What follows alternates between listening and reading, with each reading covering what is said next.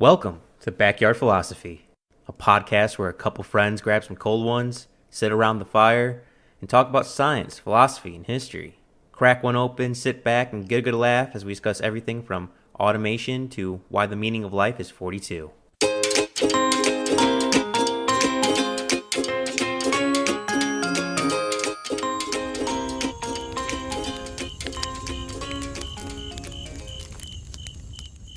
What spends its entire life going uphill only to get screwed and die? The salmon. It looks like they're getting screwed over again. Today we're going to be talking about salmon and how the population is slowly decreasing. But before we get into that, Nick, how you doing and what are you drinking? Doing pretty good. Happy to be talking about fish, drinking some real good summer ale because I bought it because there's a guy fishing on the can and I am that guy. So easily manipulated. What about you? What are you drinking? I am drinking a screwdriver. I have vodka I need to get rid of, so screwdriver it is. Well, we're going to start talking about how does a salmon become a salmon. So for those of you who don't know, salmon are andromedous. It's when a mama bird and a daddy bird. Salmon are andromedous fish. They spend some of their lives in the river, in freshwater, some of their lives in the ocean, and saltwater. So the salmon start out as eggs. For this purpose, the egg came first. They start out as eggs way up in the rivers. Each salmon can lay thousands of eggs, or generally anywhere between 500 to 1,200 of those eggs. Only about 20 to 100 of those eggs are actually going to become young salmon called fry. And I'm sure, for those of you who don't know, female salmon will swim up on a nest, lay all her eggs out, and the male salmon will fertilize all the eggs.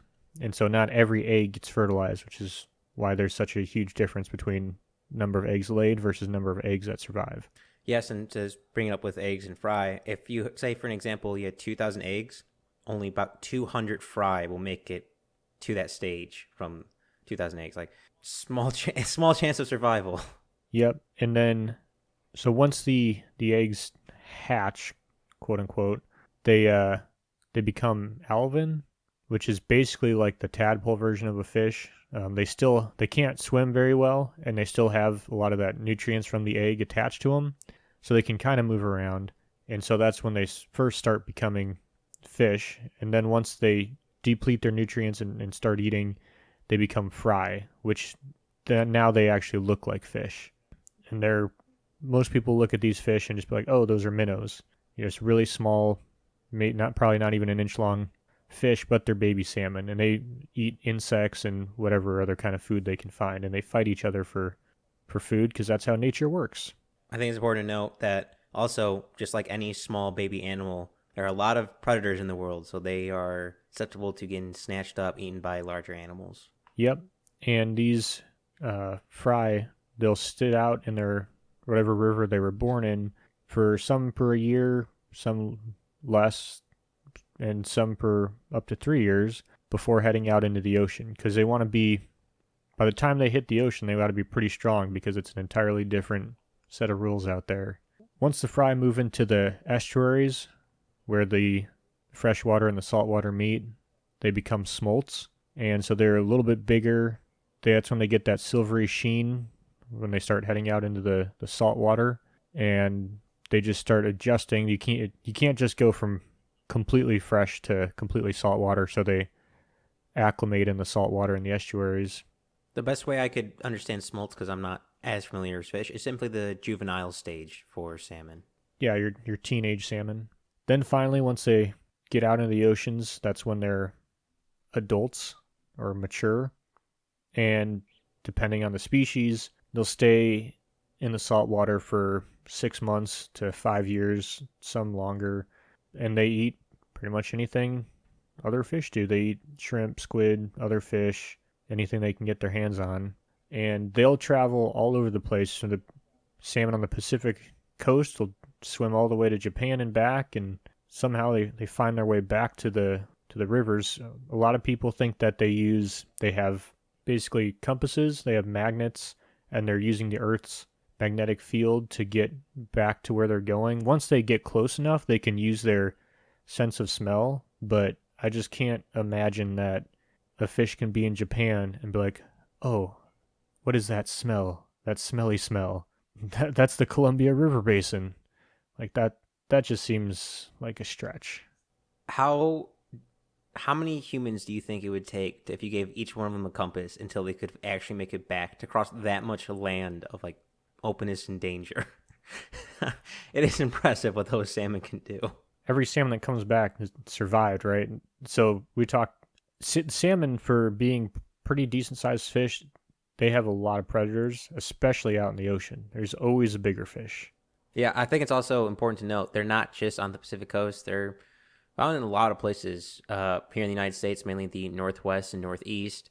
But Norway, like Nick said, Japan, salmon are versatile creatures. And from what I could tell, Nick, and correct me if I'm wrong, they like the cold water more than the warm water. Yeah, so once, I think it's species dependent, but once the water reaches a certain point, then they can't spawn, and their chances of spawning are significantly reduced if it gets too warm. So certain places, like there's in California, they use dams high up to release only cold water. So they release only the water from the bottom of the lake, and that cools everything down so that the fish can swim up the river. Well, before we get back to dams, I would like to hear how salmon that somehow have a magnetic compass in their skull to go from Japan all the way back home, just to I imagine to re begin the journey which they started.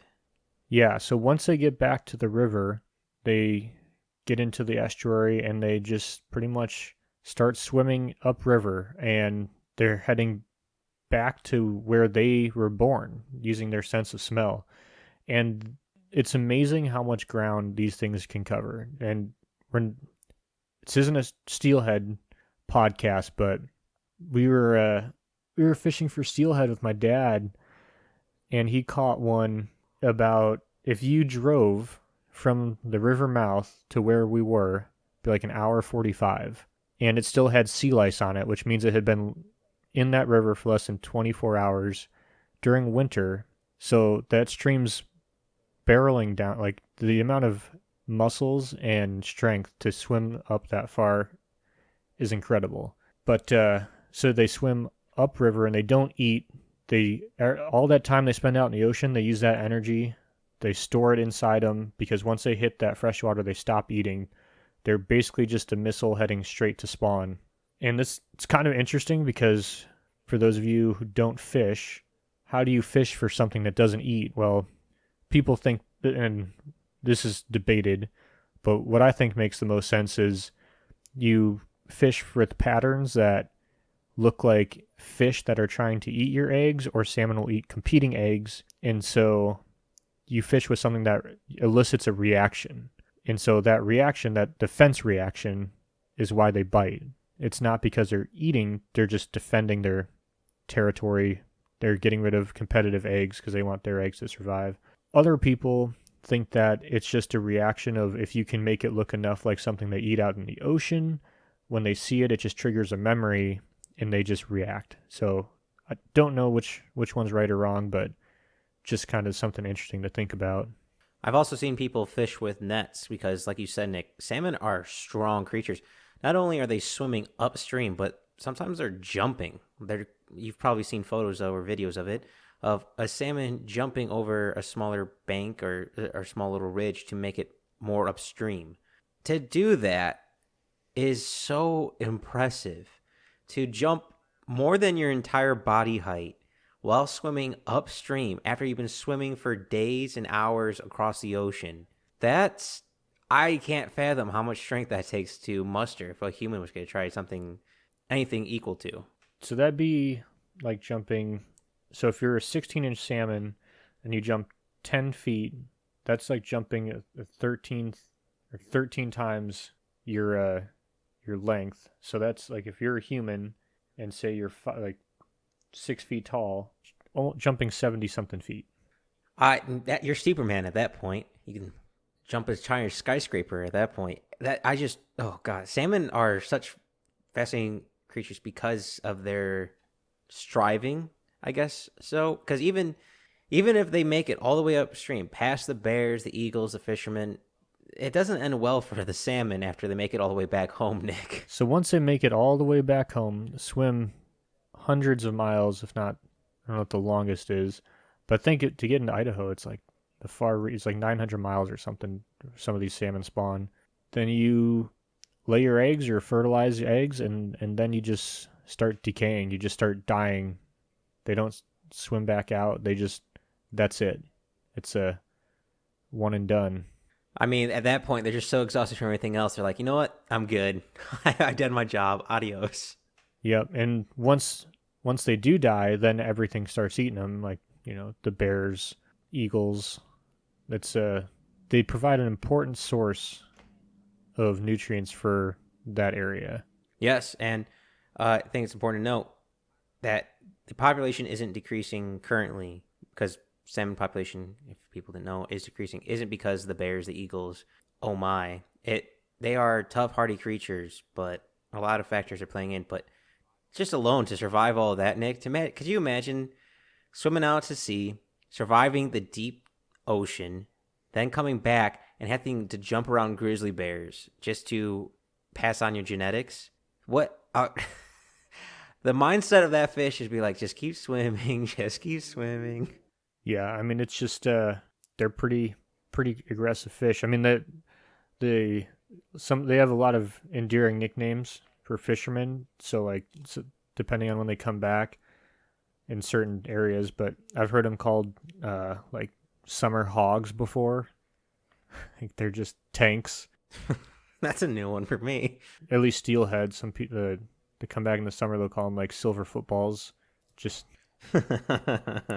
they're definitely pound for pound one of the better fighting fish, and people love them culturally. Yeah, I mean you see salmon murals all over Oregon and Washington. Like it's just symbolic with the area, I guess. Lewis and Clark talk about eating them. That's just not the United States either. That's all across the world. If I believe correctly, if I remember, Ireland has its own ancient salmon god from back in the days when they were Celtic tribes. Salmon is important for many cultures because so many food nutrients. I mean, for the Native Americans in both the Canadian area and to America, it's big. Livelihood, like you said, Nick. Tons and tons of nutrients and ingredients in it. Not just the fatty fish oils, but just the amount of protein in a salmon. Oof. Again, they're pretty big fish. You can eat pretty well. Yeah, that's man. I forget exactly where, but I forget how like 24 something people are traveling with Lewis and Clark, and they hadn't eaten for like 4 days or something. And these guys went and caught 3 salmon, brought 3 salmon back. Took them like another day or something to get back, so they're rotten by the time they got back to the main camp. And it was enough to sustain 24 people. 3 rotten fish. That's absolutely incredible. And Nick, since you kind of mentioned it, I don't know if you want to continue with that. You mentioned sea lice, on the fishing when you and your dad went out fishing. And I saw that as a huge problem, which is not, I feel, getting the attention that it deserves, that it's affecting the salmon community. I was going to maybe start with eggs and then work through each stage, the problems. All right, let's go for it. So this could be a problem with the beginning or the end of the life cycle, but during the 30s, 40s, early settling of the West, the easiest way to get logs to market was to dam up the rivers, make giant, dams, obviously, and then they'd break them, or they had a release, they'd blow them up with dynamite, either or, and then send all the logs downriver once they had it filled up. Year after year of doing this eroded away all the stream banks, and so a lot of rivers in the Pacific Northwest are left with just a rock bottom, like not river rock, just bedrock. And the eggs need some sort of gravel to latch onto, so to help stay in place and so they don't get tore up. And the salmon will actually kind of make their own little nests, kind of just like, if you look off a dock, you'll probably see some bluegill or bass nests or something, just little circles that the fish make. But so you'll see if you ever out in the woods, they're calling weirs, and it's basically just a collection of rocks or something that stops the flow of the water and allows gravel to pile up behind it. And pretty much 90% of spawning salmon will spawn within like the first meter of those weirs because that's where all the gravel is at. So returning gravel to those rivers is one of the biggest things that's going to help out those eggs, just because right now there's a lot of bedrock bottom that isn't the best for eggs. Yes, they're getting swept away, and they're also completely exposed to predators. If it's an egg, I mean, I imagine most fish in those rivers or lakes are have the easy chance of picking out salmon eggs if they're not covered or protected at all. As well as it's not just salmon that spawn there, like Pacific lamprey, which is a prey of salmon. Everything wants that gravel that's gone away. Now the part that's interesting is it's like, well, why don't we just dump gravel? Well, you can't dump the gravel because you still have that current. So we need to return some of the meandering to the river and slow down that current enough to where that gravel starts building up naturally. But you can't slow down the current too much because then that heats up the water. So there's a balance in there. Yep, definitely trying to hit the throttle of trying to find that perfect zone. And I also know for since it's unprotected and having high flows, with all that being bedrock, there's also less vegetation in there. So when the fish get a little bit bigger, less food and also less protection and shelter. Once if there's no gravel to help hold in certain plants or simply, trees that might have fell that are stuck in there to help create, like Nick said, little ways to slow down the current in the river. If all that's gone and just everything slipping down and sliding down, it creates so many problems, not just for salmon, but for multiple species. Yeah, and then again, due to like logging practices of the past, a lot of our riparian management areas, which is basically just a fancy way to say stream banks, it's now taken up by hardwoods, your alders, maples, and your alders, maples, they don't provide as much shade as your conifers do. And you can slowly see the conifers coming back because that's how succession works. It's supposed to be a you're supposed to have your cedars and your pines and your firs in there. But right now it's just a lot of hardwoods, and they don't provide as much shade relief. And so you'll see some people cutting down like the stream bank and replanting cedars. So the problem is, where do you want to find that level, right? Of if you cut down is getting rid of some shade and replacing with better shade, but that's not going to be mature for another like 10 years, or at least start providing shade for 10 years. Is that what you want to do? Or do you want to stick with the somewhat shade to in perpetuity? And because rivers are warmer now than they have been in the past, partly because, like we talked about, with the getting rid of the stream bank from flowing all those logs downriver, and I cannot stress enough how that is not done anymore. For those of you who don't know, I work in the forest products industry, and even people who live on the river have asked me if we still flow logs down the river when they would literally have to see those logs go by them, I would imagine. But that died out a long time ago, but you can still see the scars from it. So rivers today, at least in Oregon that I'm familiar with, they're a lot wider than they used to be. Rivers used to be a lot narrower and a lot deeper. They'd have these cooler currents running underneath, more faster moving water, which is better habitat for fish, which we don't have because everything kind of got scraped away. So now we're kind of building it back up. I think this is important to note because it not just affects eggs, but affects all life cycles for the salmon, is the pollution that's going into those areas. So certain chemicals have been shown to kind of ruin the eggs. It makes kind of the eggs or sperm sterile. That, and with no ground, it's not really great. And also the high heat, which I imagine we'll talk about later in the podcast on how heat affect salmon, like Nick was saying, deeper rivers. Since it's now more shallow rivers, the heat lowers the chance of this egg surviving in those areas and blooming into more salmon. Yep. And so all that makes it hard for the eggs to hatch, and even it makes it hard for the fry too, because as the fry mature, they kind of spread out, and as they get bigger, they need more space themselves, which is hard because there's less space for rivers now, mostly because of uh, where humans want to live. I mean, everyone wants to live right next to the river, so and that's also prime agricultural ground, especially if you look at like the Willamette Valley. We don't really have floodplains like we used to because everything's built up berms for cow pastures and stuff like that. And so, and they're doing restoration in certain places to restore all that, but it's not the giant floodplain it used to that you have more space for fish to spread out. You can have more fish.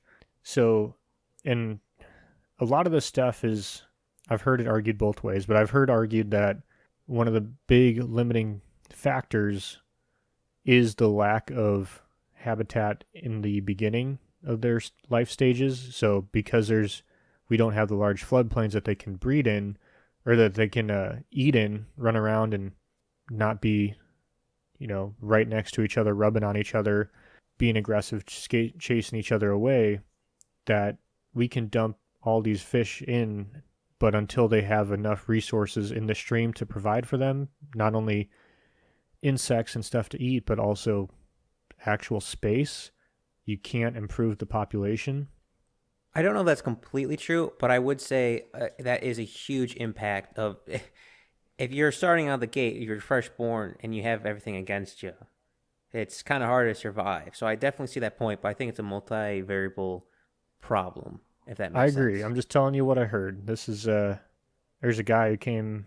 Yeah, Don't shoot there's a the guy who came to messenger. town and he was doing a research on some land, looking at the effect of weirs on salmon and steelhead and lampreys, and he was talking about it. And that was his argument. Now, to be fair, that would also allow him to go and conduct more research. So, I don't. Was he just saying it so he could do more studies? I don't know. But you can definitely see it. You can see there's areas where we own, or I work for a timber company, that you can see it actually does flood, and then you'll have like a pasture next door that's been built up, so it is up out of the floodplain, and you can, at least for steelhead season, steelhead by me spawn in the winter, they'll come straight up into farmers' fields that do flood, and you can see them swimming around in like cow pasture. Interesting, interesting. Also, going back to the chemicals with different invasive species affecting that area, we do different methods to get rid of that because, God, invasive species, I think, cover the entire world in some form or matter. Different agriculture, different crops, different livestock produce different problems for the salmon. Just wanted to point that out there. Yeah. So one of my, you could call it home rivers, the Smith River. No, not that Smith River, the Oregon Smith River. There's a pretty famous Smith River in California. That's not the one I'm talking about. We have, if you just drive up it, you'll just see the blackberries taking over all the habitat in the beginning. And basically they're just encroaching on the stream side, which is normally where a lot of the fry would hang out, and they can't go in there now, so it's reducing their habitat that way. Then another home river, you have the Umpqua, and that was where in I want to say 67, there is a hatchery for smallmouth bass that flooded in a tsunami and released smallmouth bass into the river, and they are also eating all these salmon fry and stuff like that. So, and eggs are pretty aggressive because, well, they're bass. So those are just the two I know about. I'm sure there's a lot more. And it's not just invasives that are, everything eats these salmon. So just your normal trout are going to eat these. Your crayfish are trying to eat the eggs. I mean, Ducks. I know. I saw ducks were a huge part of eating salmon eggs. yeah. So everything wants to eat these little fish. The salmon can't catch a break. I mean, even if they make it somehow through the eggs, having bear shelter, don't have really any shelter because of the invasive species and the little hatcheries where they go through. But just for giggles, once they make it above that, well, now they gotta start heading towards the ocean, and the journey down is almost as dangerous as going back up. But to make it out all that into a transition zone of kind of adjusting your body from saltwater to freshwater, which I did saw was interesting. Not all salmon survive that transition. It's a higher percentage that do survive, but some salmon rush it and try to force themselves into salt water because predator chasing them or some X round reason, and that kind of shocks the system and they die. But to make it out into the ocean, I imagine there's a lot of at the opening for that river into the ocean. I imagine there's got to be a lot of predators. And if we're in the North Pacific, orcas are a big one. As soon as they get out of the river, they're out of the pan and into the fire. Nick, that's for sure. No, yeah. Well, even when they're in the bays and the estuaries, you're still getting chased around by your rockfish and your lingcod that are living in the bay and everything else there. And then once they get out into the real world, then you got all sorts of fish that are trying. You got whales are a big one. I'm sure sharks. Seals, sea lions, otters, all of the pinnipeds, walruses, everything is trying to eat those salmon. Humans. Yeah, humans. We do love our salmon. But this is where I kind of want to introduce a little bit of the unnatural side, if you don't mind. So these are all the natural problems. We humans like salmon. I can't blame you. Nick, I'm guilty to blame. I love salmon. I think it tastes delicious. And to counteract all these variables that's decreasing the salmon population, we started farming them. And a big part of it is once they make it into the ocean, we do this thing called open net hatcheries, which are pretty much just sealed off netting areas for the salmon to roam around, but not free range, if that makes sense. And that causes its own other issues. I'm not sure if you want to go down that avenue yet or keep going on the life cycle of the natural salmon. Nope, I'm good till we start coming back into the freshwater. So let's talk about what's going on out in the salt. So hatcheries are all across the world, from Japan, Norway, Ireland, America.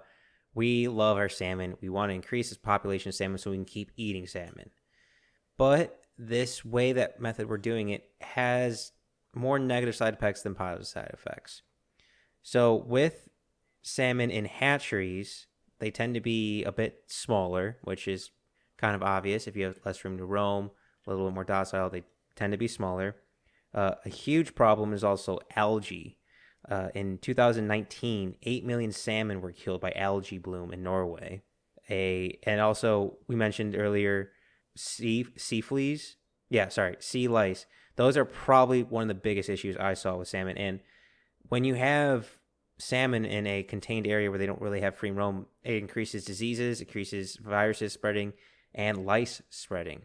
Now, these sea lice are parasites. They literally eat the salmon while it's alive and causes it to be infected, opens up wounds. Thus, if it's open in the free range and not in hatcheries, if you smell blood in the water, other fish are going to come and try to eat it. These lice I did not know this was such a big issue, but sea lice are nasty creatures that eat the flesh off the bone while you're still alive. And that I find it quite disturbing. I actually don't implore any of you to look it up, what sea lice look like, what they do to a salmon.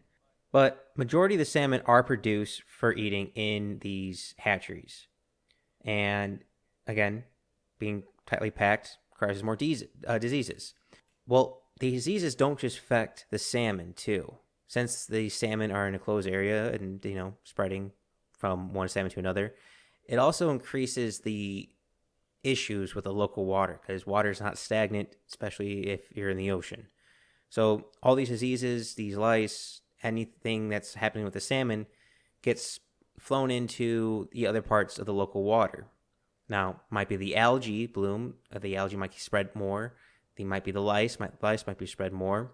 All these factors start affecting the local environmental impact, not just the salmon lifespans.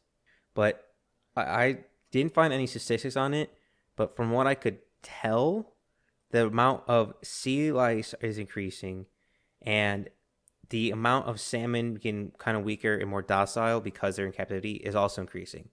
I believe it was in the northeast of the United States. A bunch of salmon got released accidentally by due to a storm, and pretty much all those salmon got destroyed. They had no natural fighting instinct because they were born hatcheries. They did not know predators. They didn't have that natural instinct anymore. It kind of got bred out of them. So as soon as they get to give you an example of how that works, so in a hatchery, these fish, they eat basically pellets, like cat food, dog food, pellets. Like you'd feed a normal fish in a container, and this practice has gone away now, but this is what would happen in the past. Someone would walk up and they'd throw the pellets, and all the fish would come up and rise, eat the pellets. And that got the fish, every time they see a shadow, to come up and, it's dinner time. When you see a shadow out in the wilderness, it's usually something that wants to eat you, most likely a bird. And so a bird would fly over this river, and all these hatchery fish would be like, oh, fuck yeah, time to eat, and just get destroyed because they had been trained throughout their whole lives to think that shadows mean food, when they should be taught that shadows mean death. And now, surprise! Now that practice has gone away, they've gotten rid of that because they figured that out pretty quick. But yeah, so just little stuff like that they never learned in captivity. Yeah, and we were mentioning the death factors of salmon, how it's a hard life to be a salmon, even born out of the gate and things are already trying to kill you, or you're not even born yet, things are trying to kill you. It's the same with the hatcheries. In 2019, about 20% of the salmon died in the farming hatcheries. That's a large population of your livestock to die off. 20%? That seems really high, Nick.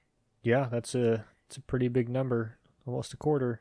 Yeah, and again, the same factors that affect wild salmon also affect hatchery salmons, but hatchery salmon, I think, might have more problems because of the close encounters, and they don't have to deal with orcas, because orcas do love salmon, and polar bears and grizzly bears and sea lions and everything loves salmon, so they have a hard time. But another problem which both hatcheries have and wild salmon, which I think me and Nick will probably have a bit of discussion on, is temperature. We mentioned earlier how salmon like colder temperatures. Well, when you're in hatchery, some of these hatcheries are in the ocean. They're not inland. So there are inland hatcheries. I want to point that out. I believe it's Canada. A couple of the islands, they started doing inland hatcheries. I'm not sure if there's anywhere else in the world that's doing that. But I know most hatcheries are ocean or sea based. And this ocean and sea base, as the water temperatures rise due to climate change, due to humans and glaciers melting and all sorts of reasons, makes it harder for the salmon to produce, to simply just live. They do not thrive in warm waters. Well, these warm waters make more fish die. More fish die means more disease. More disease in these close quarters means more. It's just a vicious cycle over and over again. And these colder waters are such a necessity. It's like having shade for us on a hot day. It's just a necessity for these fish. And currently in the Northwest in the United States, there's a giant heat wave going on. Nick, I imagine you know that pain more than I do. Yep. I live on the coast, so when I'm not working, the hottest it's going to be here is like 90 degrees, so feel sorry for me. But it'll be in the hundreds when I'm inland working, so it's fine.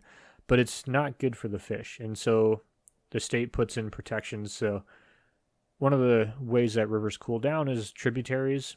Cooler water comes in from the smaller creeks, and fish swimming upriver will cool down at where these tributaries enter the main stem of the river. And so they have like a no fishing within 200 feet of tributaries rule.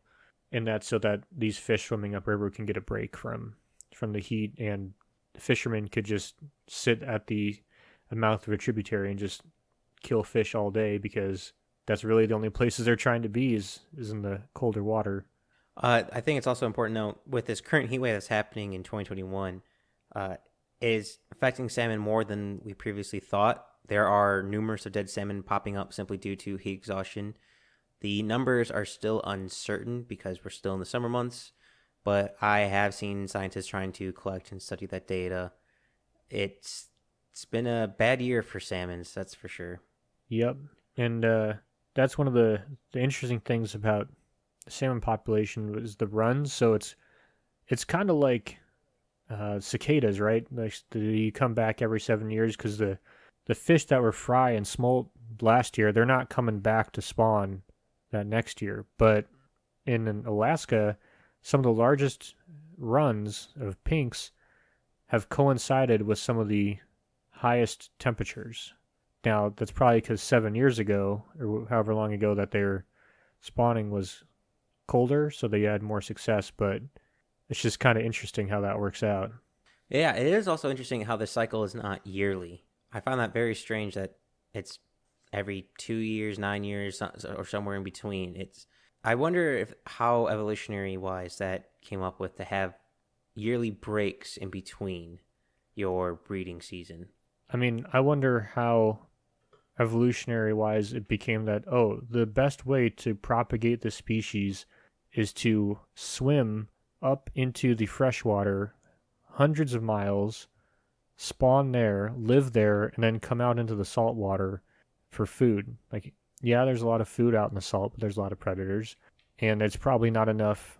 You couldn't have a native salmon population along with like a native trout population, so they could just be the fish that got kicked out of everywhere else. But it's amazing that that is their reproductive system. Like that's how that species decide, like evolutionary wise decided that this is how this species will survive. And to be fair, it has worked. Yeah, it has worked, and I'll be honest, I can't think of any other species of any animal that does anything as drastic or dynamic as the salmon does. For like, hey, we live in this nice area, maybe we should adapt to that. Nah, we're gonna go out into the ocean. But you also brought up the point of different types of salmon, and there are a lot of types of salmon, and I'm not quite sure how many types there are. It seems like it's a big debate. I'm not sure why it's a big debate. I've seen everything from 7 to like 12 different types of salmon, and I'm not quite sure who's right. So the reason you're seeing this 7 to 12 different types of salmon is some people want to categorize subspecies as their own species, as its own species, and some people want to lump it and say, well, just because this river has its own distinctive genetic code, it's very clearly under this, whatever salmon. But if you split it apart and like, oh no, this is its own distinct species, well, now you have a species that has an even lower population number, so it becomes an increased target for funding because your population went from whatever, the total, say like coho salmon population to, oh, just this specific river of cohos is its own subset, it's its own species, so now it's even more endangered, so you're going to get more funding. I just thought of a very dark, comedic, almost animated moment. I imagine this has had to happen at least once, that a grizzly bear accidentally came across a hatchery and just saw a bucket full of salmon just sitting there. That had to be the grizzly bear's best day ever. Sorry, that I for some reason got on the idea of a grizzly bear eating salmon because again, it's the salmon run going back up. Grizzly bears just waiting with their mouths open and quite literally catching salmon is so fascinating to how nature just works. Yeah, and that's speaking of how nature works, that's how humans work. Everything needs to be categorized, right? Like everything needs to be put into category, and where we draw those lines is up for debate. And so people can argue at what percentage of species does it become a new species. So, and what does it just become like a subspecies? So, for example, like Douglas fir is a tree that grows on the coastal, like Pacific coast, and kind of the inland Northwest. So your Intermountain Idaho, and they're two subspecies.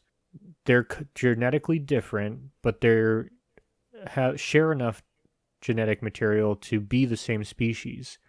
But at some point, that's going to change. Now, who makes that call? some people could probably argue for the change now. Some people could argue for later. So I think that's more of a personal preference of where you want to make that change. But I think when you're dealing with like such a small number, like I think 7 species is pretty distinct. I mean, you can look at them and you can say, okay, this is this kind of salmon, this is this kind of salmon. Yes, phenotype doesn't how it looks isn't everything, but I don't know. I don't like splitting things up just for the sake of splitting things up. I love how we're dealing with one of your favorite subjects, fishing, and you somehow still bring it to trees. Well, it's all about trees, isn't it? God damn it. No. It's habitat. You You son of can't a bitch. you can't mention salmon in a debate and at least not talk about deforestation. It's one of the first things people bring up. Deforestation, dams, and pollution. Well, before we get to dams and pollution, I also want to make note of the heating of the water due to many factors also leads to more algae blooms. More algae blooms also lead to more salmon deaths. And if they're in a concentrated area, such as a hatchery, it's going to be a bad time. Like I said, in 2019, 8 million salmon were killed by an algae bloom in just Norway. That's so much food for people. That's just gone. Let's say 8 million salmon. So they probably weighed, say, average of 10 pounds. Say get 5 pounds of meat off of them. So 5 times 8 million, 40 million pounds of meat were lost right there. And that's not all those salmon are going to be eaten, but That's also that salmon is so nutrient rich too. Like the amount of oil, like fish oil you can get from salmon, the vitamins you can get from it. Salmon is good eating for a reason because it's high in protein, nutrients, and all that's just gone because of something out of people's control. yep. And before we get way too far away, we're already pretty far away, but when you were looking up sea lice, did you see how they treat the sea lice? I did not. Honestly, I was kind of disgusted on how sea lice interacted with the salmon that I kind of got disturbed and I didn't really want to deal with that. Do you know by chance? Well, so there's a few different ways. One, trying to get the salmon deeper into colder water, I guess, where there's less sea lice. But and then the other way is they're trying to use like jets. The salmon can swim through like these jets that'll push the sea lice off. But the most effective way is they brought in 2 different species of fish that eat the sea lice. I did see that. I did see the introduction of other fish to eat the pest. The pest. And the problem with that is they were so efficient that they wanted to get more of those fish, and now those fish are in danger of their population because they were taking them from the wild.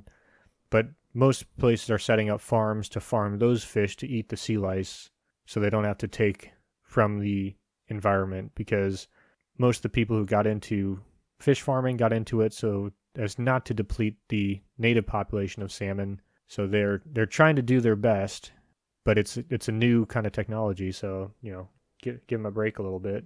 Well, it's a new kind of problem, if I imagine. I don't remember sea lice being this big of an issue in years past.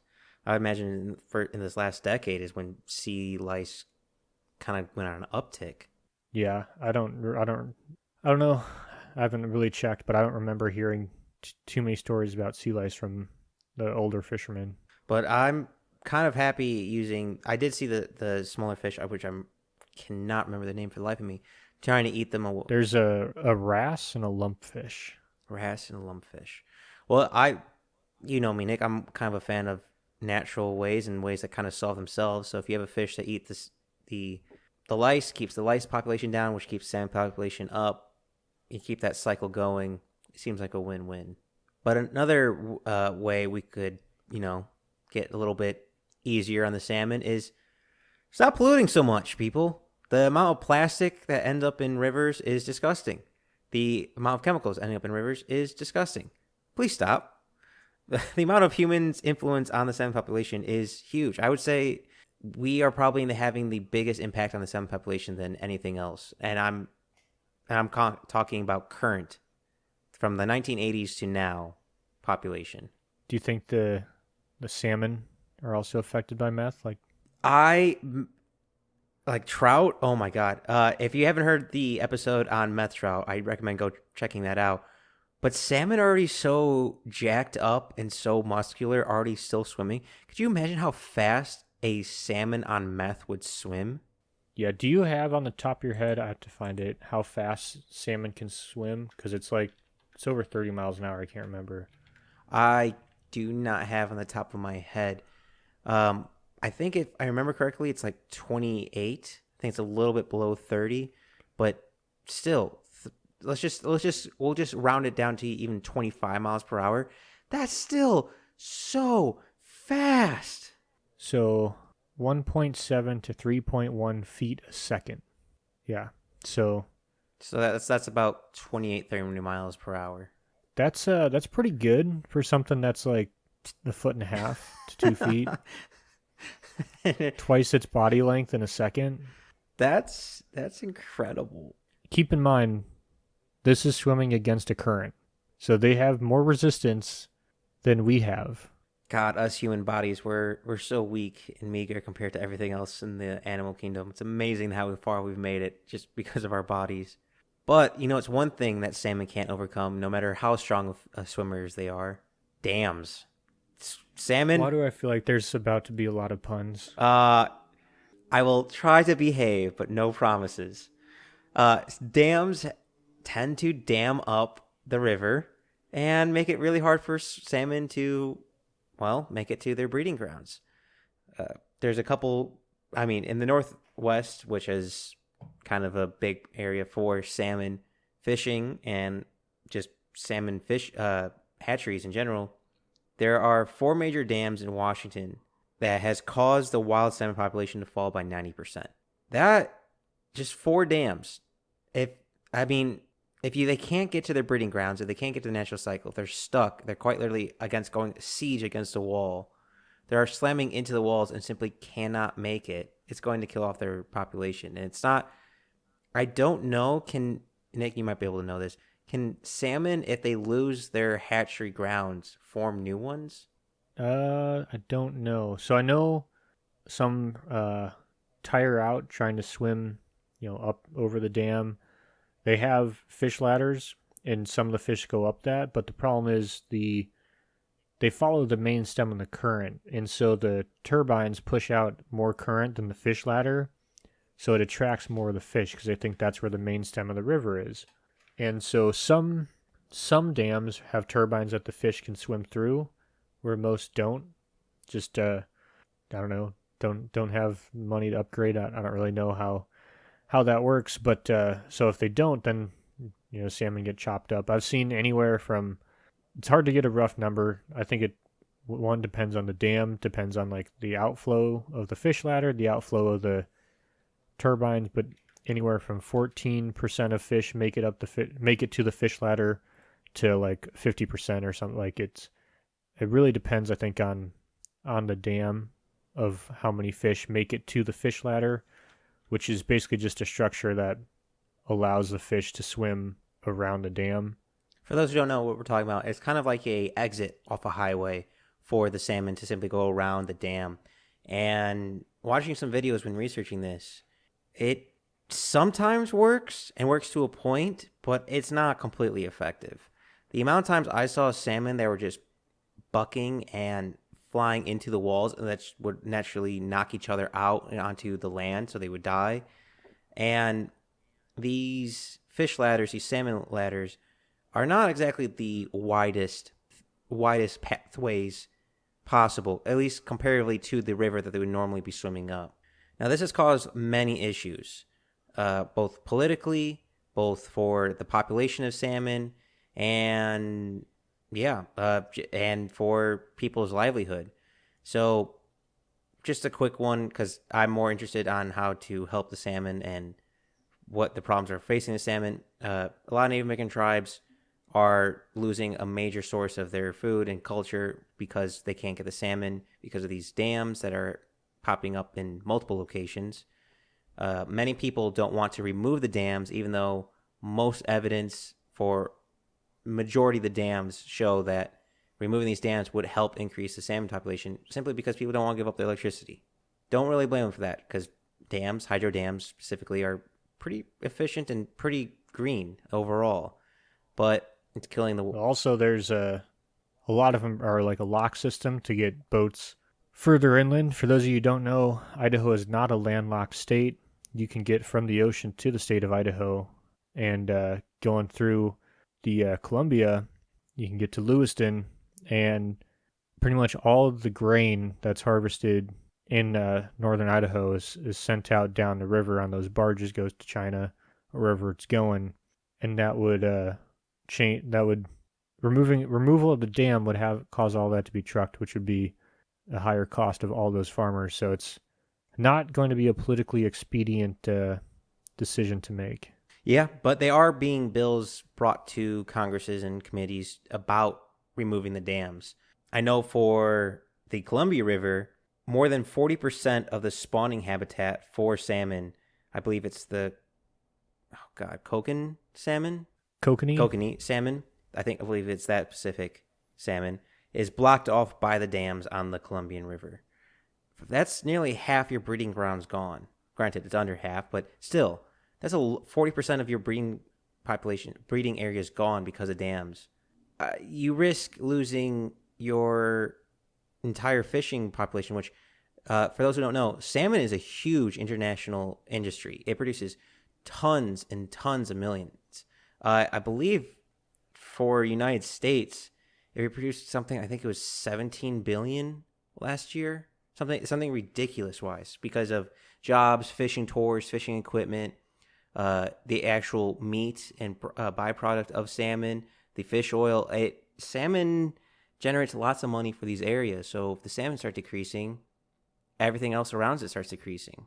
Yeah. So the salmon, they come up and they die in large numbers, and basically they just provide, when they die after their breeding, those bodies, because there's so many of them, provide nutrients for all the large animals and birds that will eat them, but they also decompose and put a lot back into that area, and so much so that a lot of different areas count on those salmon coming back, and when they don't come back, they can tip different parts of the ecosystem out of whack. Yes, it's a tree. It's, oh God, what's it called, Nick?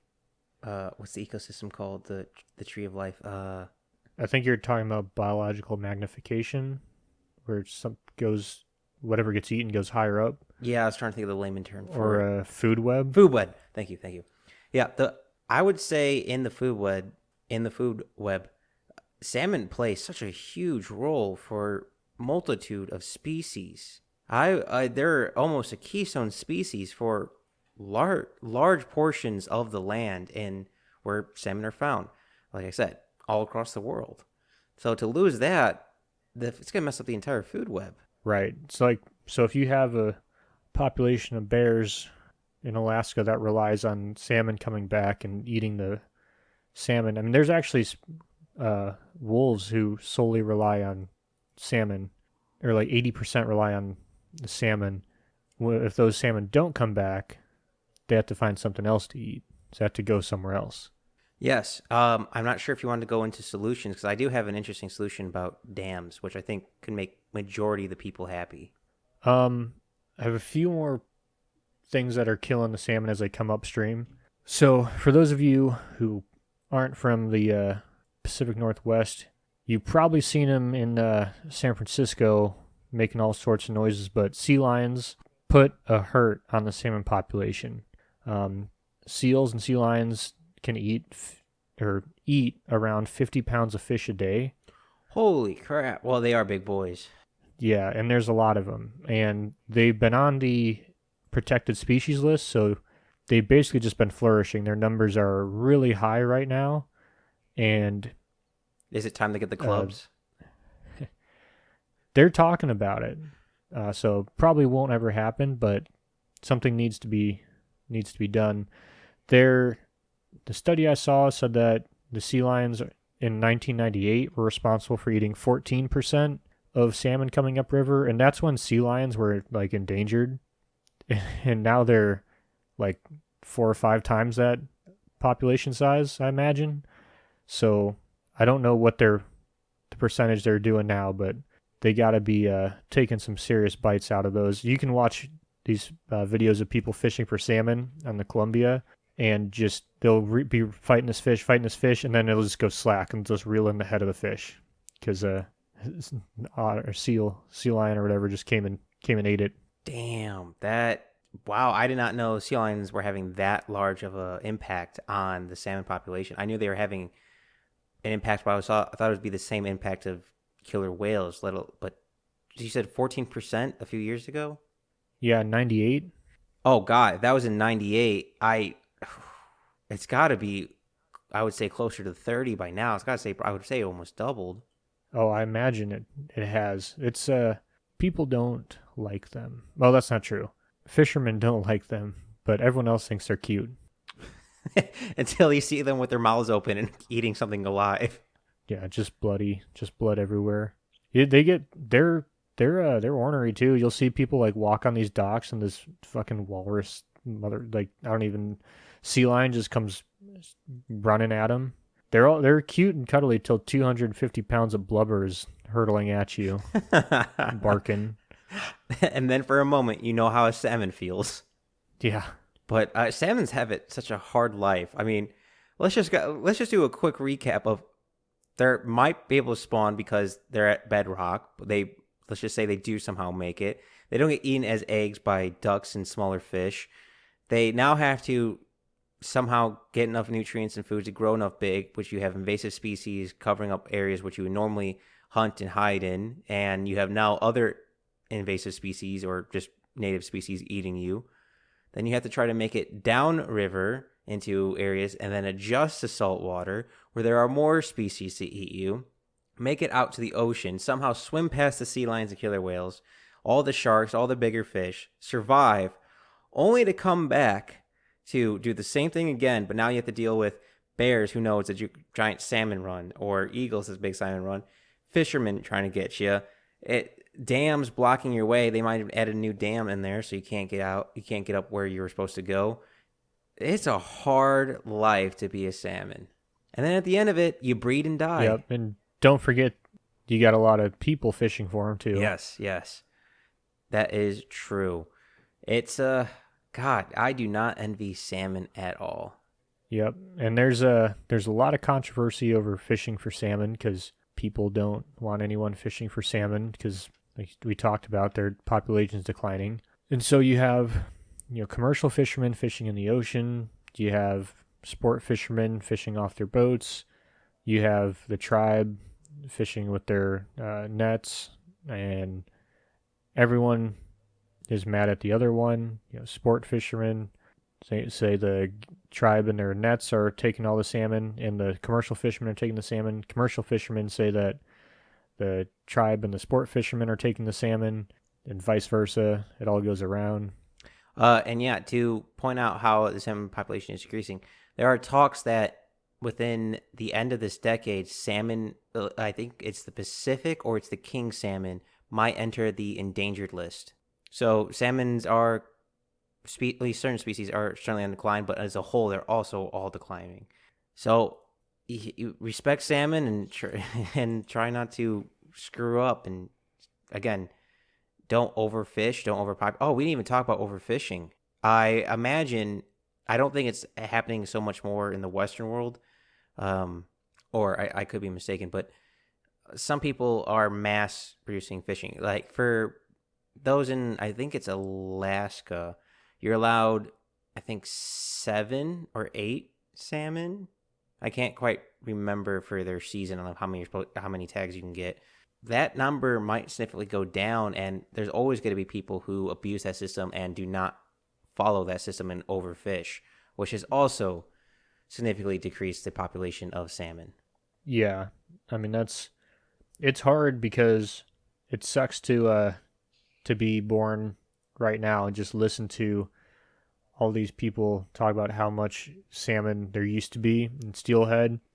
They talk about fishing off the chip plant here in Coos Bay or off the boardwalk, and you could just see the salmon like filling up the bay.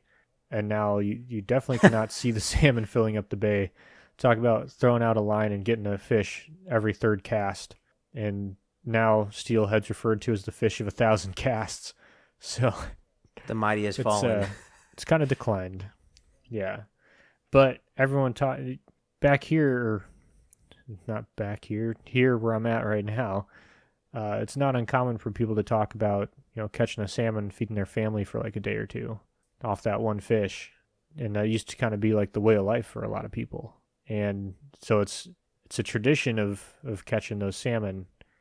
They've been such a staple of the culture out here that a lot of people don't want to give them up for that reason, but also just because you got tourism dollars, people come in to fish for salmon. You get people, spend all buy their licenses. It's a huge industry just fishing for them. Even catch and release fisheries generate a lot of money. It is an important population for many things, not just for food, but for people's livelihood. Yes, traditions of eating, but also, like you said, Nick, just the tourism dollars. I imagine for a lot of smaller towns where this fishing is held, that's how the town kind of lives and dies. Yep, I mean you can see it in salmon season or steelhead season. All the shitty motels, they'll have uh, all the boats parked out front and be like, "Welcome, fishermen." But I think we covered most of the reasons why salmon are decreasing, which are unfortunately plentiful. Only took us an hour to get here.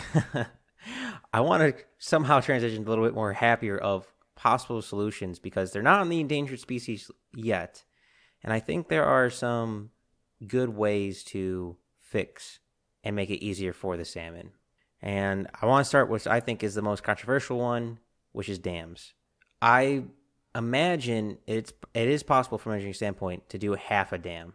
So instead of going across the entire river, only do half of it. You would still generate power. Now, these dams are creating massive amounts of power.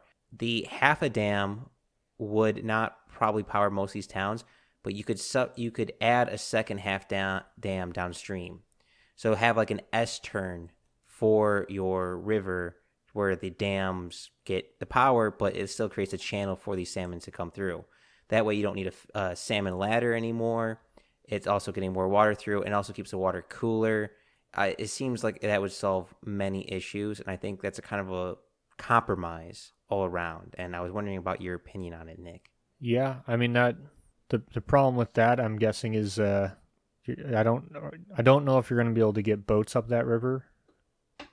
Do you know that? I guess I'm asking you. Can you still get boats up that river? Probably not the current boats. It's not that way. No. Like not a barge. No. You probably would have to add a railway nearby, or use more smaller boats with larger torque to navigate the waters. You would also then have the factor of a boat runs into a hydro dam, which would be bad.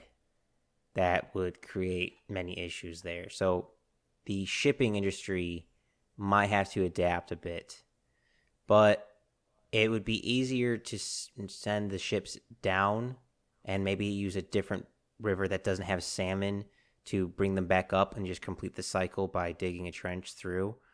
So you have where the salmon run, and you make a either man-made river or a river that salmon aren't really flowing through, and use those to navigate up. And then the same ones that salmon go up, you navigate down with. Does that make sense? Yeah, I get what you're saying. I don't think you're gonna. There's not a lot of large rivers that salmon don't run through. Is kind of a problem. We made the Panama Canal. God damn it, we can make another. That's true. It's a little bit harder terrain out here than Panama. Less malaria. Damn it, I was gonna make a malaria joke there. But a little bit more mountains. So here's the other problem with dams is removing a dam, which is exactly the cause of a lot of the stream failures that we're seeing now. Is you had a big dam and then you brought it down. So you'd have to slowly, like year after year, take increments off the dam to start restoring it to its normal capacity.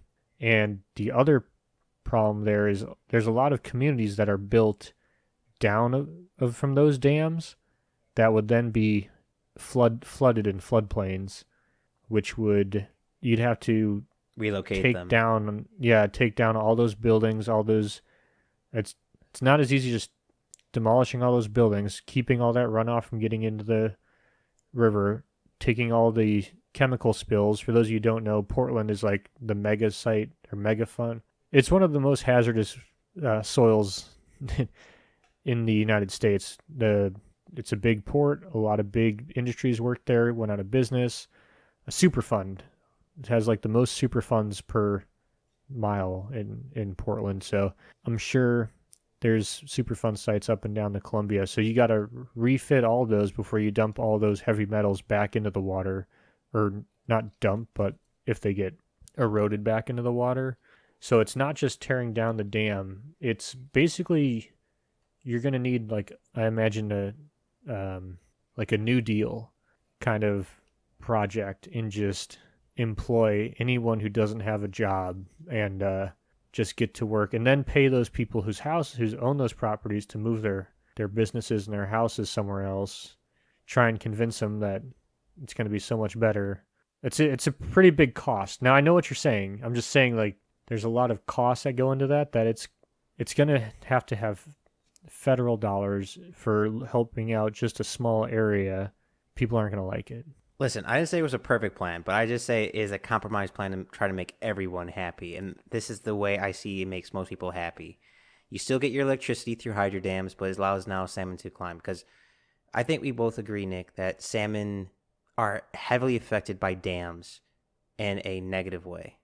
Yeah, I think that's pretty obvious that's a problem. That's it's definitely a constriction, and I think that And I don't see... It seems like it would be easier to retrofit all those dams to allow the salmon to be able to swim through them.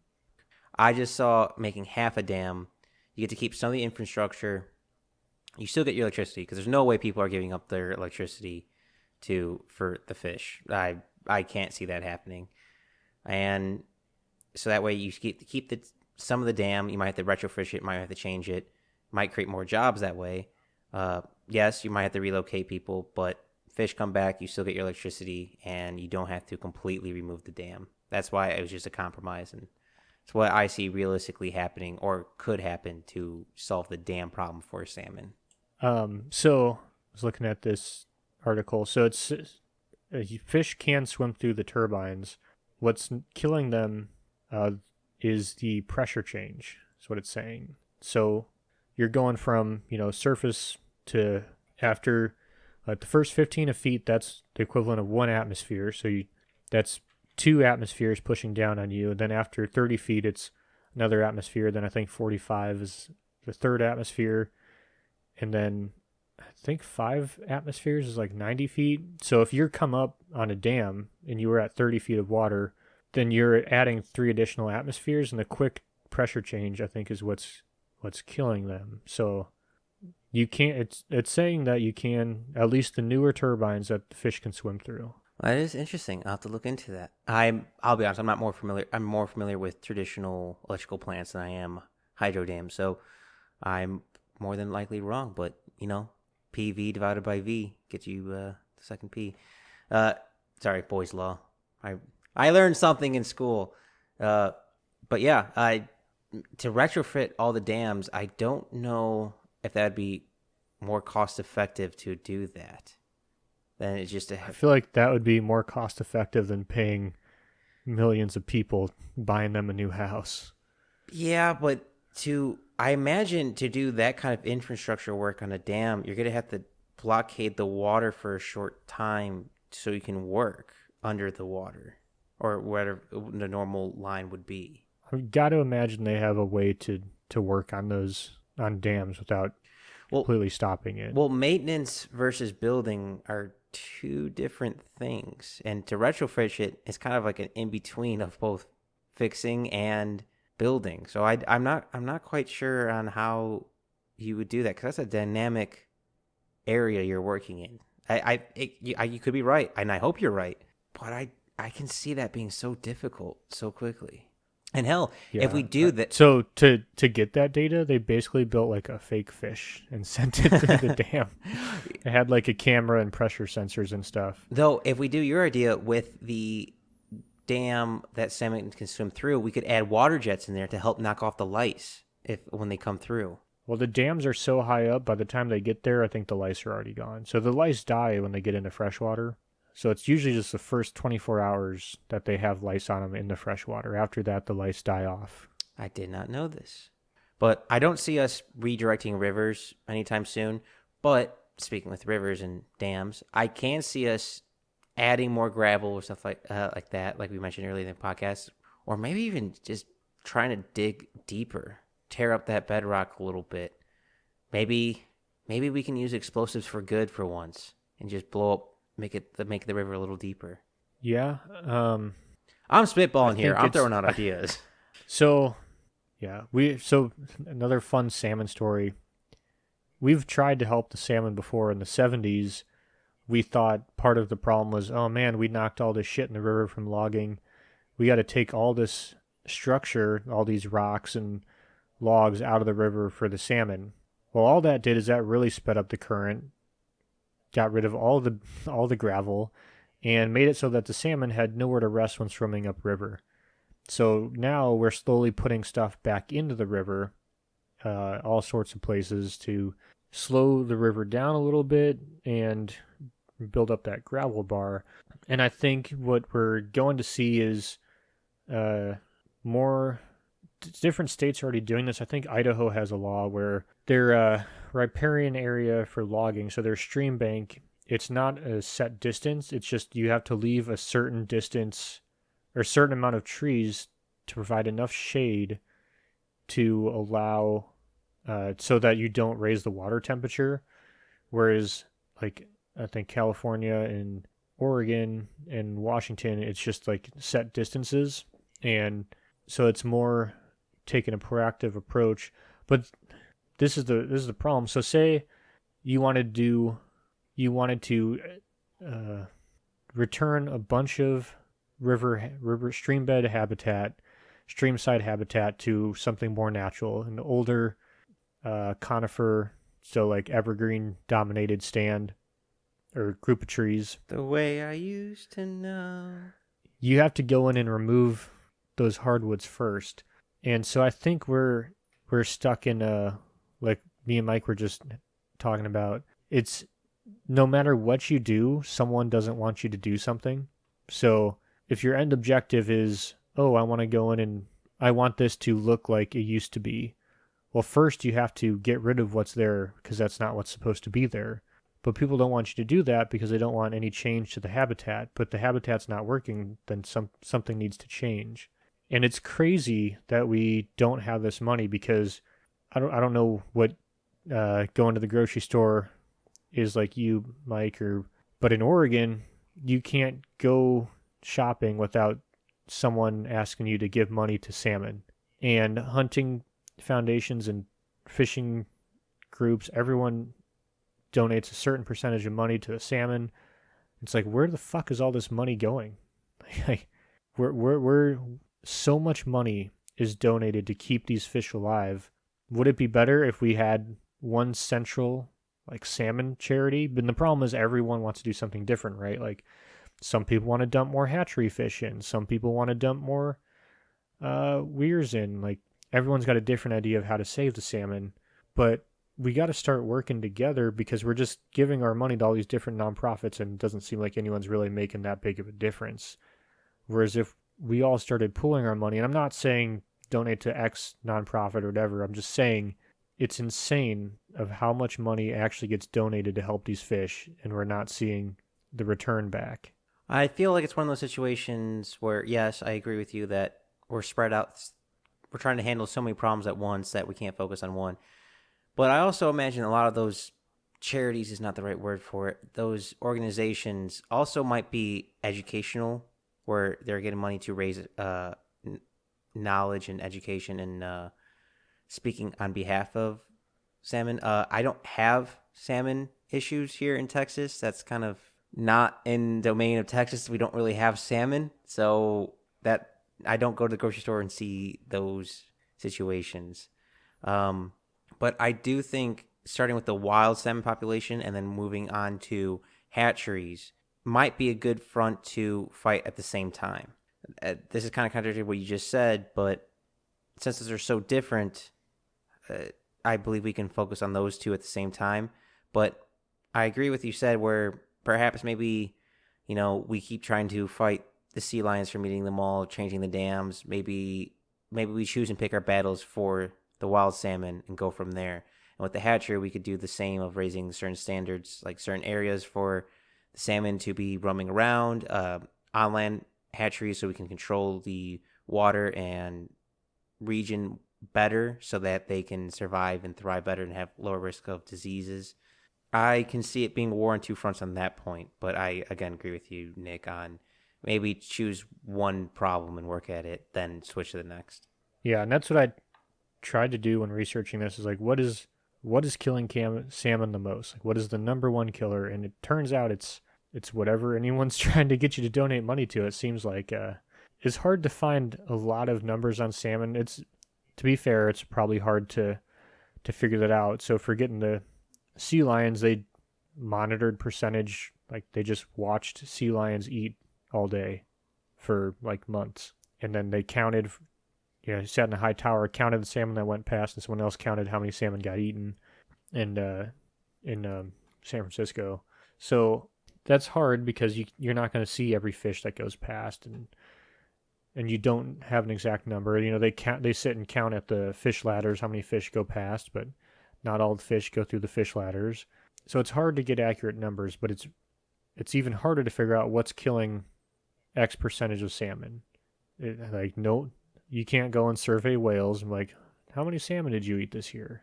You can't. You're not going to sit outside the dam and figure out how many salmon the dam chewed up. So it's almost hard to figure out where to start. True. From what I can see, though, the biggest factor that's the most obvious factor negatively affecting salmon is us humans due to changing the terrain on chemicals, pollution, and yeah, I would say just those three, just pollution and overfishing with changing the landscape being dams, the location where they spawn, all that stuff. I would say those are the most prevalent of the issues, but to quantify how much, that's to me nigh impossible because there's not that much money going into the research of salmon, though it might quickly change. Well, actually, no, there is a lot of money going to salmon. We just don't know where it's going to. But if the salmon keep going the way they are, they're going to become endangered, and people aren't going to eat salmon anymore. And worst comes to worst, salmon won't even exist in our lifetime anymore. Yeah, so something that we ran across, and sometimes this happens, a lot of research comes from a certain area. A lot of studies on salmon came from like the late 90s, which I thought was odd considering it seems like that's all we talk about, at least in the Pacific Northwest, is salmon populations. Yes, I was so surprised. For some reason, in 1989 to like 1997, the study of salmon was the hottest thing ever. I don't know why, but there are so many numbers, papers, and statistics on that time frame, on that decade era of salmon, but not so much. I mean, I found a few in 2006 and 8, and even less in anything above 2017, specifically in the Northwest. Just nigh impossible to find anything current, which is kind of sad because you would think you'd want to keep up on the populations of those species. Yeah. But so still talking about solutions, I think the small dams is something can definitely be done there for sure, but that's going to be a costly and long political battle. But I think the easiest to do is to start fixing the little stuff. So putting more weirs in, getting more sediment back into the streams, reducing invasive species population, whether that be killing smallmouth or getting rid of blackberry, stuff that just individual people can do, reducing pike minnow population. Just it's easier for one person to go out and do something like this than it is to get the government to go and do something drastic, or to get the government to guess to do anything. You can go and get rid of blackberries on your property or for nothing. You can go and catch smallmouth all day and get rid of them for the cost of a fishing license, and you might even get dinner by the end of it. So the state can help by making it easier for people to go out and, get rid of those invasive species, provide programs for people to educate them on how to clean up their stream banks, because I'm sure most landowners want to help the salmon population, but maybe just don't know how. Or if it's just, educating fishermen about, oh, like this is an invasive that's destroying the salmon population, like get rid of it. If they want, if you look in the regulations, it just says like no limit smallmouth bass, main stem umpqua. It doesn't say like these fish are getting rid of salmon, knock them out. So I don't know, just little stuff like that I think is gonna. Some more education for the individual. Yeah, but to me, it's easier for people to go out and go fishing for a day and get rid of some of the competitors to salmon, some of the stuff that eats the salmon smolt, salmon eggs, and maybe clean up their property, get rid of invasive species, than it is to remove a dam. Now, I'm not saying that it's never going to happen. I just think if we really started wanting to remove a dam and it was a public opinion was on your side, I think it'd still take 10 to 15 years at the earliest. Yeah. I imagine the red tape for that is no small feat, yet alone the planning for that is no small feat. So, but you can go out and do this, and the state is, in some places, they're providing like incentives. So, say you have a bunch of floodplain ground, their state or feds are willing to trade maybe more or less. They try to keep it monetarily even, where you can trade for ground somewhere else, and they'll try and buy that sensitive habitat from you and then return it back into like a native habitat, like try to turn it back into a floodplain, provide more habitat for smolts. I agree with you, but as big as I am of a drop in the bucket, they all add up. I do think some initiative has to happen on a larger scale. I'm not discouraging people to help, but I do think something larger has to happen. I mean, we're having an active discussion on whether we should put certain types of salmon on the endangered list. Yeah, I mean, what are you gonna do? I think we laid it down pretty clearly. Dams are not the best for salmon. We need to find ways to fix them, but that, and also it's such we have a whole episode on dams coming up, I think. Yeah, that, and also for farming salmon, I think we need to increase our standards on how we handle such populations, because again, it's an increase in sea lice, it's increase in diseases, and with the warming temperatures, you now have algae problems and just fish overheating. So I think we also need to put in heavy stock into increasing the performance of these hatcheries so they operate the best and make it the cleanest is not the right word, the productive naturalness. I don't know, just kind of spitballing there, but make it better for these fish in the hatcheries, because it's not quite up to standards where I would like them yet. Yeah, well, and so I mean the ideal scenario, right? Like if everyone stopped eating salmon, but that's not going to happen. Yeah, you shut your whore mouth.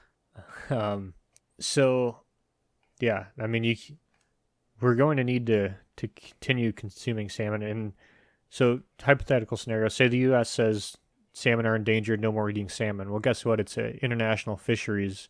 It's not just the United States that fishes for salmon. So it needs to be a global consensus, at least all over the world. Well, let me try to maybe U.S. and China, or U.S. and Russia at least. Let me try another compromise here. Maybe I'm not saying this is a solution. I'm just throwing out this here just to get an opinion reaction. Maybe we limit the amount of fish people can catch, so lowers the wildlife effect that humans have for fishing, and we make it so that people have to shop more at hatcheries, which is not my favorite thing, but I think hatcheries have a higher chance of keeping the population alive than wild. Because while they have a lot more factors to deal with, but granted, with these hatcheries, they've also done it's salmon have a lose-lose situation all around, in my opinion. Yeah. Well, and so that's what's logical, right? Is reduce the take of how many salmon are being taken each year. But when you make something harder to get, it makes it worth more. So people are going to want it more the more expensive it gets. Some people might be maybe. I mean, yeah, some people less people are going to purchase it, but it'll become, I think, more of like a hot commodity. Like people are going to want to have it like their parties or something to show that they're wealthy, kind of thing. Yeah, I maybe the salmon are just doomed, Nick. Maybe there is no salvation for these creatures. Yeah. Well, so we didn't really talk about this, but I want to talk about it. Is the discussion over that the ethics of adding hatchery fish to wild salmon runs, and some people think that it's a bad idea because you're diluting the genetics of that run. Even if you take those genes, you get the genes from salmon that made that run. You're putting a disproportionate amount of those genes back into that gene pool. You're putting the weaker fish with the strong.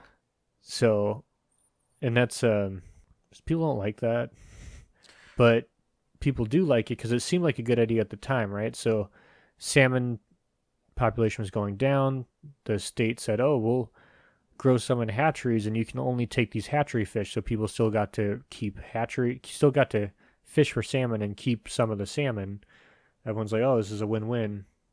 But now certain people have argued that that's actually destroyed the salmon population more than anything because you're getting rid of genetic diversity, and even if they do recover, the genes are so diluted because you have so many of the same genetics in there that it's not going to be able to bounce back. It's going through a bottleneck effect of such a reduced population that there's so few genes they don't have the diversity to continue on. Basically, think like a monarchy. I was gonna make an incest joke there, but I was drawing a blank. It seems I made one. well, it seems like CRISPR might be here to the rescue once again. Maybe we take some of those wild strong fish, take their genetics, and breed those into our hatcheries. So that way we have more adaptable, more at ready fish in our hatcheries than the current generations of constantly being through. Or maybe we do like a switch program where you mix some hatchery fish and you take some wild fish into the hatchery and you keep those gene pools constantly switching around. So say fish A, a wild fish, made it back and you decided to save up it, collect its eggs, and it's like, you did good. Your kids are going to get an easy life. And then vice versa, your kids had an easy life, we're going to put them in the hardship. And maybe get the gene mixture with that way. I'm just, again, throwing out ideas. This is a complicated one, Nick, and there's not an easy solution that pops out to me. No, I mean, if there's an easy solution, we wouldn't be having this conversation, right? Because no one has like a really good solution, and that's been my most frustrating thing with like the environmentalist movement on salmon is there's no not compromise, just like I'm against logging, I'm against dams. It's like, okay, so where do we go from here? Like, I'm against factory fish farming. All right, it's not perfect, but what's the solution? Like, no one's throwing out a solution. People are just complaining about things. Is it bad that I'm immediately thinking of Captain Obvious from South Park? Yeah, exactly. And so, I mean, the half dam, what would you call that? The two dam solution, the half dam solution, the two half dam solutions. I give half a damn, Nick. That was like, that's probably one of the best solutions that I've heard. Like, to be fair, I didn't find a lot of solutions. No one really, there's no like salmonsolutions.com. I don't know, unless you found a website you weren't telling me. No, it was me honestly just running my errands, listening to music, going, how on earth do I how would I solve this? Do I do this? Do I do that? And that's all. Half dam is the best what I got. It would increase the water level because more water is flowing through, so It gets deeper, colder water. You still get power. Fish can travel. Now you don't have to build infrastructure for fish ladders. It was the best I got, and I think it made kind of everyone happy. But well, not everyone happy. It made majority of the people happy. And I'm like, you know what? If it's 60% of the population, that's more than half. It's probably not the worst idea ever. Yep. And speaking of dams, something we forgot, or at least I forgot to bring up, dams don't have to mean like a giant, like the Bonneville power plant or hydro dam. It's sometimes just a broken culvert can stop salmon from getting to where they need to go. So just going, the state, county, feds, whoever's ground it is, going out and just putting in, fish passage culverts, maybe with a natural bottom culvert or something like that, is going to have a huge effect of letting those fish get past wherever they're going, because there could be obstructions. Not, we won't say dams, we'll say obstructions of old, rusted out culverts and stuff that collapsed, and now fish can't get back to their native spawning grounds. Yeah, well, it's also, like you said, Nick, it's a mountainous area, a lot of these regions. So landslides are an actual real thing of cutting off rivers. Oh, yeah. Slides happen all the time out here. Like anywhere from, man, there's a big slide on some federal ground by us that probably took out, I don't know, maybe 50, 60 trees all the way down into the stream. Now it's probably about, it's that mile marker, 7.5. So it's about 6 miles up from the main stem, so near the headwaters. But yeah, it's probably a big effect. And just there's so much, so many roads and stuff out in the woods that just, it's impossible for everyone to keep up with the culverts. It's expensive to put in a natural bottom culvert, to put in a half culvert. They're really cool when they do get put in, but it costs a lot of money, so you don't see it that often. We put in one. They put in one, University of Idaho, that I saw. It's and it's slowly becoming more and more common, but the amount of time and money it's going to take to go to all the landowners out here and replace all their culverts to something that fish can get through. And it's not always like big industrial landowners or the Forest Service. Sometimes it's like a guy who's got like 40 acres that his parents have had forever. He doesn't have enough money to pay to have equipment come in and put in like a brand new culvert. That's just not how it's going to work. Or build a bridge. I mean, there's like, I don't know, maybe throw out a rough number, 50, 60,000 people who live in the county, and we have like 2,000 something bridges. And first off, none of those bridges are tsunami proof. So I don't even know how many are like good for fish salmon habitat. Yeah, and before you get too far away from it, we mentioned culverts. Just kind of for people who don't know, like imagine a roadway and you have like a stream or river coming through. It's not quite a bridge. It just allows water to pass underneath. That's a culvert, in case people didn't know. Yep, good point. Definitely forgot about that. And yeah, and you never, like, there's a culvert that goes out from ties into the Siuslaw, and like it just goes up to this farmer's field, and you would never think that it's a fish culvert, but they get past it all the time. So it's not always the big streams. Like this stream during the summertime, it's probably flowing like, it's maybe a foot wide, but the steelhead will come up it during the winter. So hey, life finds a way. Salmon are not far down below. Like it's incredible what the state layer for streams will have as a salmon or steelhead stream. It's you would look at it and be like, there's no way that big fish can swim up that little tiny river, or it's not a river, a stream, but they do. Yeah, life always finds a way, and we unfortunately made it harder in some locations than others for the salmon to come through. I would say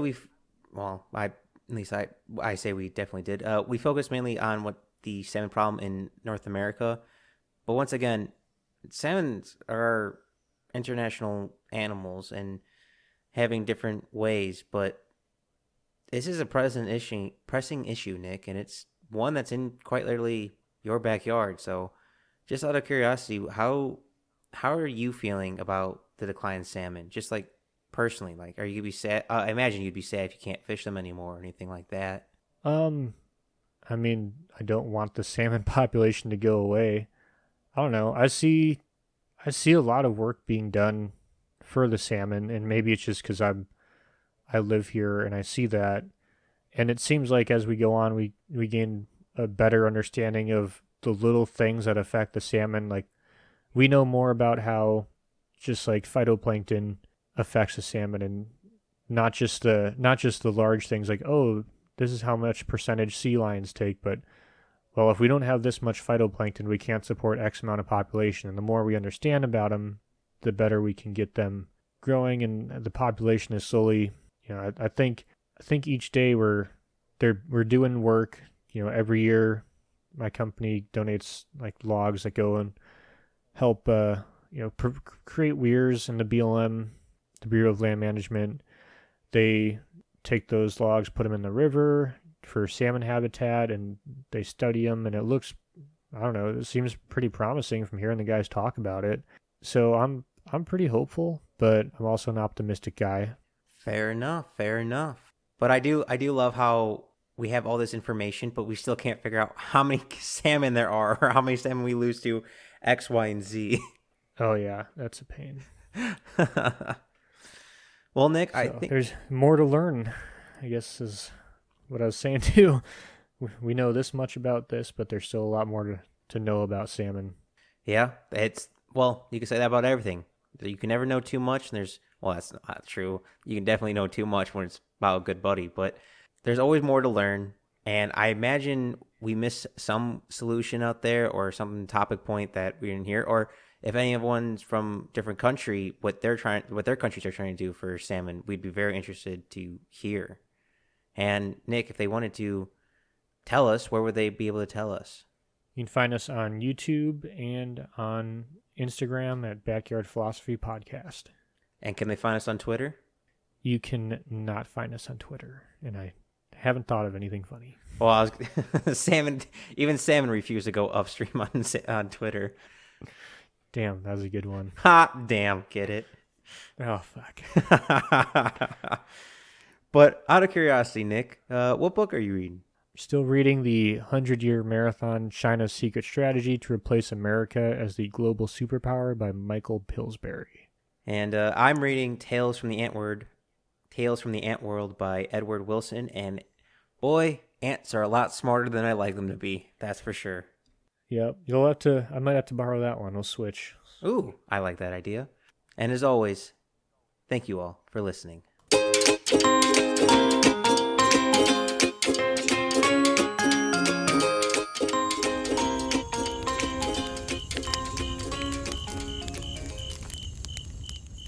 Thanks for listening to the Backyard Philosophy Podcast. We rarely finish a podcast without missing a point we wanted to bring up, so let us know what we forgot. And if you have a topic you want us to talk about, let us know at Backyard Philosophy on Instagram